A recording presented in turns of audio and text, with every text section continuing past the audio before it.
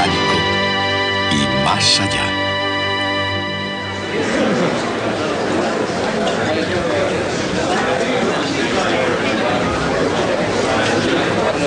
Circuitos eléctricos.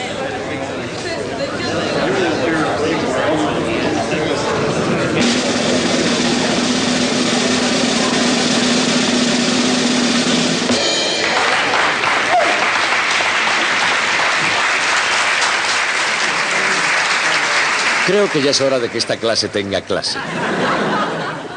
Hoy día los científicos somos gente poco ceremoniosa y en verdad es raro ver a uno trajeado así.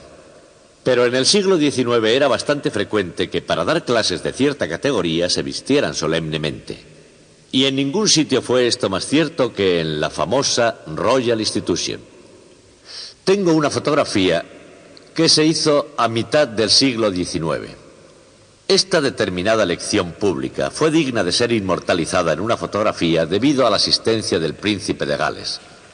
Para eso se trataba de una institución real. El príncipe de Gales debe ser uno de estos muchachos que están aquí en primera fila. Sin embargo, yo no sé cuál es.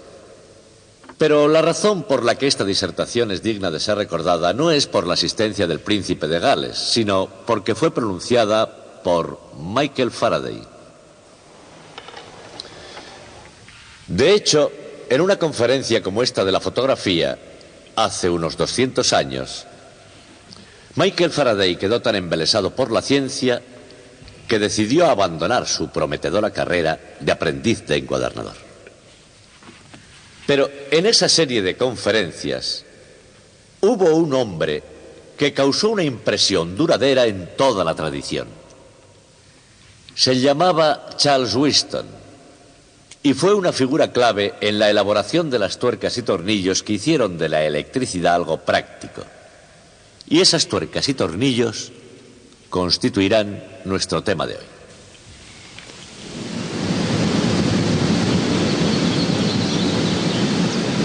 Las tuercas y tornillos que mantienen unida la compleja maquinaria del mundo moderno no son más importantes en la historia de la civilización que el simple fluir del agua. Aprender a controlar y dirigir el curso del agua ha sido un ingrediente crítico en el desarrollo de las civilizaciones.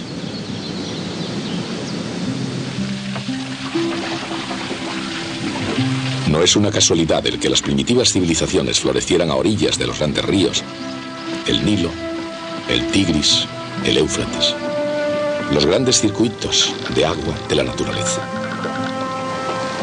Para poder prosperar, cada sociedad tuvo que desarrollar medios para manipular, controlar, distribuir la corriente de agua en regadíos y drenajes frente a inundaciones y para fomentar el desarrollo de las ciudades. Y así como todos los caminos conducían a Roma, iba también una ingeniosa red de acueductos.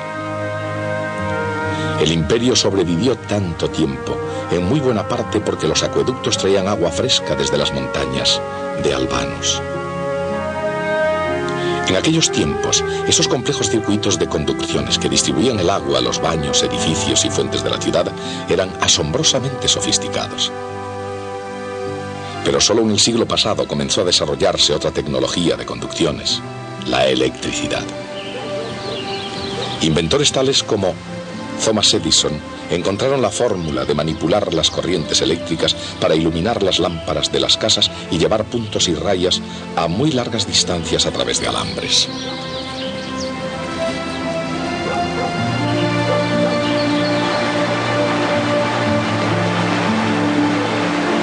También crearon las formas de generar y distribuir electricidad por redes cada vez más complejas.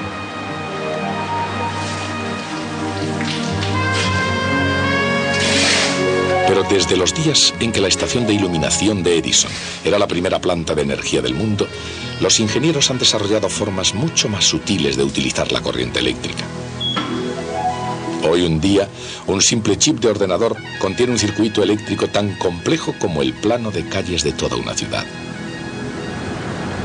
Y en principio, la propia existencia de una gran ciudad como Los Ángeles depende de muchos de esos circuitos. Los Ángeles, por supuesto, es más que una autopista, Pero sin un milagro de la ingeniería, no sería más que una aldea polvorienta entre el desierto y el profundo mar azul. Y ese milagro se llama el Metropolitan Water District. Al diseñar circuitos tanto hidráulicos como eléctricos, todo se reduce a controlar un flujo de las corrientes. Por el acueducto del río Colorado fluyen 163.000 metros cúbicos de agua por hora hacia el embalse de Los Ángeles. Por este hilo de cobre fluyen 1.3 amperios de corriente eléctrica. Así como el agua hace posible la vida, el flujo de electricidad hace posible la luz. ¿Cuánta luz depende de la intensidad de corriente que se mide en amperios? Un amperio es un culombio de carga eléctrica por segundo fluyendo por un circuito. Dicho con otras palabras, la intensidad I de corriente eléctrica es la variación de carga eléctrica Q por unidad de tiempo. En cualquier instante, esa intensidad es la misma en todos los puntos a lo largo del hilo, porque la carga eléctrica, como el agua, ni se crea ni se destruye a lo largo del camino. Simplemente se mantiene circulando. Mientras que los ríos han estado circulando durante miles de años, hasta 1800 la electricidad era básicamente un campo estático. En ese año Alessandro Volta se adelantó e inventó la batería. Esta nueva fuente de energía llamada pila voltaica hizo posible que se pudiera mantener un flujo de electricidad y se abrieran las compuertas del progreso. Con ello, Sir Humphrey Davy pudo obtener pronto nuevos y brillantes metales, sodio y potasio, a partir de las sales de sodio y potasio. Pocos años después, Hans Christian Ørsted desvió una aguja magnética con solo la corriente de una pila voltaica y así descubrió el electromagnetismo. Más tarde, en el siglo XIX, Thomas Edison utilizó el flujo continuo de la corriente eléctrica suministrada por una pila voltaica para desarrollar la primera lámpara eléctrica.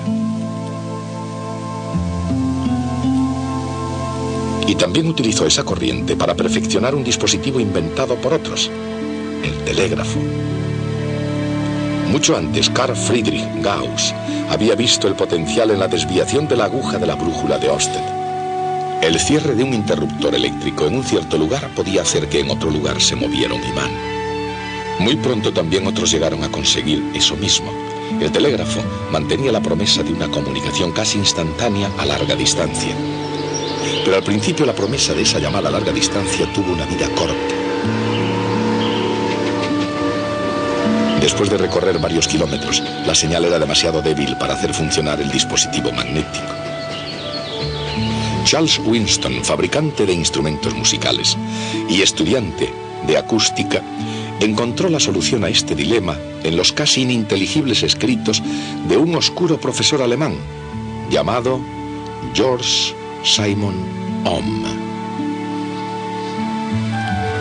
Winston demostró, mediante experimentación directa, lo que Ohm había predicho a base de razonamientos matemáticos abstractos. Se puede mantener la intensidad de la señal si se aumenta el voltaje en proporción a la distancia. Winston había verificado la regla conocida como ley de Ohm. Para hacer fluir una corriente por un material conductor, se necesita una diferencia de potencial. Dicha diferencia de potencial es siempre proporcional a la intensidad de la corriente. La constante de proporcionalidad se llama resistencia. Esta ecuación se conoce como ley de Ohm. Un elemento de un circuito eléctrico con resistencia recibe el nombre de una resistencia. La ley de Ohm no es una ley fundamental de la naturaleza como la segunda ley de Newton o la ley de la conservación de la energía. No se cumple en todas las situaciones, pero es una regla de gran utilidad en la mayoría de las situaciones prácticas y ayudó a que el telégrafo se convirtiera en un invento realmente práctico. El telégrafo, perfeccionado por Thomas Edison y con el código ideado por Samuel Morse, amplió las fronteras americanas y no perdió el tren. Los hilos telegráficos iban paralelos a las vías del tren y la información que llevaban era de gran importancia para una tranquila circulación por todo el sistema ferroviario. Hubo alguna resistencia a la utilización de ambos inventos. La gente decía que la electricidad era peligrosa y algunos opinaban que a la velocidad que podían alcanzar los trenes el ser humano no sería capaz de respirar. Pero el progreso no se detuvo y con el tiempo los hilos y las vías conjuntamente representaron el mismo papel de vital importancia como antes lo habían hecho los grandes ríos, transportando personas, cargas e ideas. Y a través de millas y millas de alambre, el flujo de información sigue la utilización práctica de la ley de Ohm. Análogamente, reglas muy parecidas guían a los ingenieros en el diseño y la explotación de acueductos.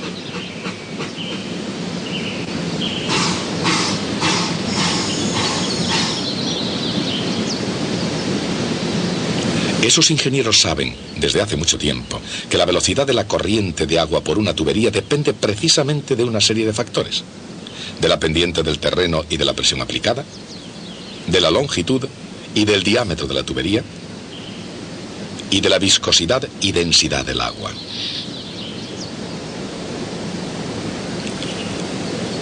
De modo análogo, la intensidad de la corriente eléctrica que pasa a través de una resistencia depende de la caída de tensión a través de ella, de su sección y de su longitud, y del material de que esté hecha. La resistencia de una resistencia eléctrica es proporcional a su longitud. Inversamente proporcional a su sección y proporcional a su resistividad o tendencia a frenar el flujo de electrones. Todos los materiales tienen esa tendencia, pero en grado distinto. Si colocamos resistencias en un circuito, una a continuación de otra, harán el mismo efecto que si hubiéramos colocado una resistencia más larga. Esta disposición se llama resistencias en serie. Si colocamos resistencias una al lado de otra, aumentará la sección por donde puede pasar la corriente. A esto se llama resistencias en paralelo, y el conjunto tiene menos resistencia que cada una por separado. Y lo mismo pasa con el agua. Si colocamos secciones de tubería en serie, es lo mismo que si la hiciéramos más larga, y la resistencia al movimiento aumentaría. Pero si las tuberías se colocan una al lado de la otra, pueden transportar más agua con más facilidad. Y estas en particular conducen gran cantidad de agua, haciéndolas subir 480 metros de altura desde el río Colorado hasta un punto desde el que pueda descender hacia Los Ángeles. Pero como el embalse y la estación de bombeo fueron pensados para llevar tanta agua, el propio proyecto encontró una dura resistencia, sobre todo por parte de Arizona, el estado que casualmente está al otro lado del río. El día que comenzaron las obras de construcción, en el año 1934, los soldados del estado de Arizona se apostaron a la orilla del río con rifles y ametralladoras. En este caso, la base de la resistencia era clara. El flujo del progreso para California era a expensas del futuro de Arizona. Pero, ¿qué pasa de la resistencia natural al avance de los electrones? ¿Cuál es exactamente la naturaleza de la resistencia eléctrica? Bajo la influencia del campo eléctrico, los electrones se mueven por un metal como una canica cuando cae en un flujo viscoso. Si no fuera por la resistencia, acelerarían libremente como cuando un cuerpo cae en el vacío. Pero en la realidad se mueven con una velocidad media constante. La resistividad es como la viscosidad.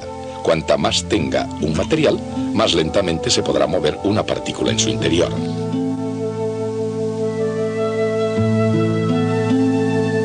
Pero, ¿qué es lo que ralentiza a los electrones? En otras palabras, ¿qué es lo que se opone al flujo de la electricidad en un conductor? En el interior de un metal, los electrones se mueven constantemente en todas direcciones. Aquí están representados algunos de ellos por unos puntos. Giran en órbita por todo el metal como si fuera una molécula gigante. Esta especie de flujo no encuentra ninguna resistencia. Tampoco crea una corriente neta que entre por un extremo y salga por otro. En esas condiciones, el conductor está en equilibrio electrostático. No hay campo eléctrico en su interior. No hay diferencia de potencial de un extremo al otro. Pero si una batería hiciera circular una corriente eléctrica, ese equilibrio se destruiría y se crearía un campo eléctrico en el interior del conductor.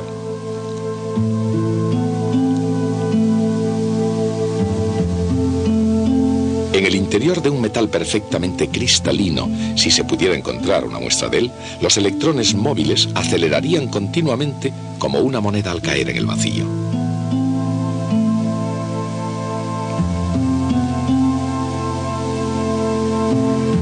Pero en el mundo real, los cristalinos no son perfectos. Tienen defectos e impurezas y sus átomos vibran con energía térmica. Los electrones acelerados por la fuerza del campo eléctrico rebotan contra cada impureza comportándose como una bola en una máquina de juego. Todos esos rebotes, todas esas paradas y arrancadas producen la resistencia que impide que el electrón circule aumentando su velocidad. Por eso, los electrones se mueven a una velocidad media constante, creando una corriente constante bajo la influencia de una fuerza constante. Cuando los electrones tropiezan con las imperfecciones, hacen aumentar las vibraciones de los átomos. De ese modo, la energía eléctrica de los electrones acelerados se convierte en energía térmica de los átomos vibrando. Y hace aproximadamente 100 años, de ese calor salió una idea brillante. Si una resistencia adquiere calor suficiente, brillará. Y Thomas Edison encontró los materiales apropiados que brillasen con luminosidad. Por supuesto que todos los circuitos brillan, pero sí producen calor, tanto si es deseado, como si no. Los ordenadores, por ejemplo, tienen ventiladores para eliminar el calor no deseado. De hecho, algunos superordenadores generan tanto calor que requieren un sistema de refrigeración líquido que mantenga la temperatura baja. Y ese calor, tanto si es un objetivo buscado como si no, consume energía al producirse. Cuando la corriente pasa por una resistencia, la energía convertida en calor es igual a la cantidad de carga que circula por la diferencia de potencial. La cantidad de calor por unidad de tiempo o potencia consumida es igual a la intensidad por la diferencia de potencial. Utilizando la ley de Ohm, la potencia se puede expresar también por I al cuadrado por R o V al cuadrado dividido por R. ¿Y cuál es el resultado? Bien, para comenzar se miden vatios. Un vatio es una medida de potencia igual a 1 amperio por 1 voltio. Si ahora multiplicamos ese vatio por 1000, tendremos 1 kilovatio. Y si lo multiplicamos de nuevo por 1000, tendremos 1 megavatio. En horas punta, el embalse de Parker genera 120 megavatios. Vatios y agua. La red eléctrica que aquí, en esta planta hidroeléctrica, adquiere una forma concreta. Así como el progreso se basa en las corrientes de agua y de electricidad, también demanda una gran cantidad de ambas. En esta sociedad americana, ávida de energía, cada persona consume aproximadamente 1 kilovatio de potencia eléctrica todo el tiempo, día tras día, a lo largo de todo el año.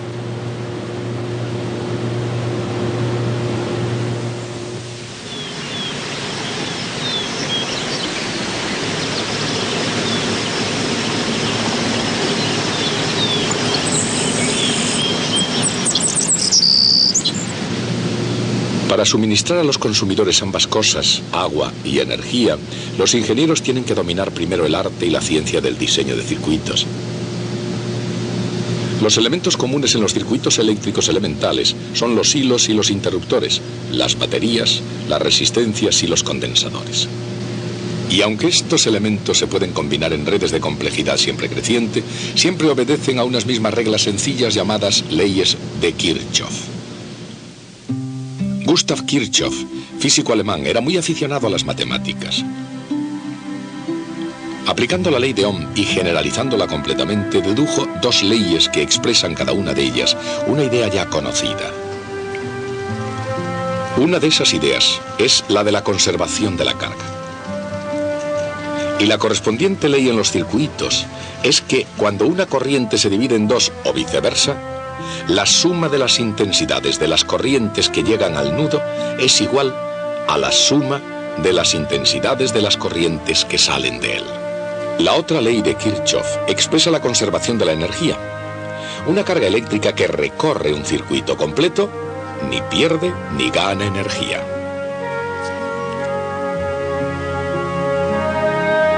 Consideremos una carga eléctrica en el espacio que no esté confinada a un circuito. Si se mueve por el espacio a lo largo de la trayectoria que la lleve de nuevo a su punto de partida, no se habrá realizado trabajo neutro.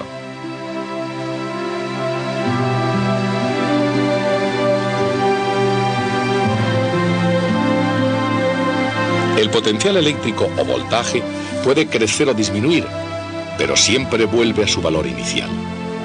Y lo mismo sucede en el interior de un circuito. Obsérvese que una integral a lo largo de una curva cerrada tiene una notación especial. El signo de la integral tiene un círculo sobre él. Así, en el caso especial de un circuito eléctrico, todos los aumentos de potencial debidos a batería y condensadores cargados y todas las caídas de tensión debidas al paso de la corriente por las resistencias tienen como resultante neta cero. Utilizando solo esas dos leyes, los ingenieros analizan los circuitos más complejos. Como un simple ejemplo, pensemos en un condensador conectado a una resistencia y a una batería. Incluso cuando se va cargando el condensador, el aumento total de voltaje es igual a la caída total a lo largo del circuito. En un circuito eléctrico, un condensador almacena carga de la misma manera que un depósito almacena agua para un uso posterior. Y hace falta mucho tiempo para llenar o vaciar uno de ellos. ¿Cuánto tiempo? Naturalmente eso depende del volumen del depósito y de cuánta resistencia haya para que salga el agua. Cuanto más grande sea el depósito y mayor sea la resistencia, más tiempo se necesitará. Sucede exactamente lo mismo con la carga cuando se trata de descargar un condensador. Si se aplican las leyes de Kirchhoff, nos encontramos con que el tiempo es igual a la capacidad del condensador multiplicada por la resistencia. Naturalmente no hay planes de vaciar el lago Havasu de inmediato. Al mismo tiempo que se va vaciando de agua para saciar la sed de Los Ángeles, la nieve de lejanas montañas se va derritiendo y va alimentando al río Colorado, que a su vez vuelve a llenar el embalse, como si fuera parte de un ciclo global que conservara la humedad. De modo análogo, los circuitos eléctricos conservan la carga.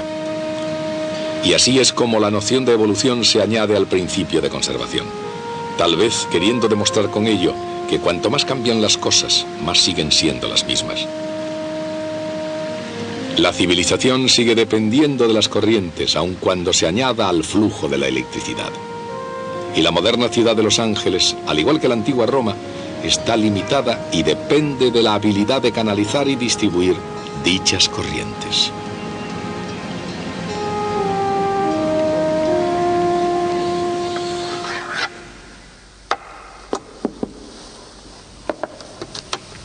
Hoy hemos estudiado las reglas que hacen que la electricidad sea algo práctico. Fueron antes elaboradas por personas llamadas Ohm, Kirchhoff y Charles Whiston. El propio Whiston, que era muy admirado por sus colegas en su tiempo, era desconocido del público. Era muy vergonzoso y casi se ponía enfermo ante un auditorio, igual que yo.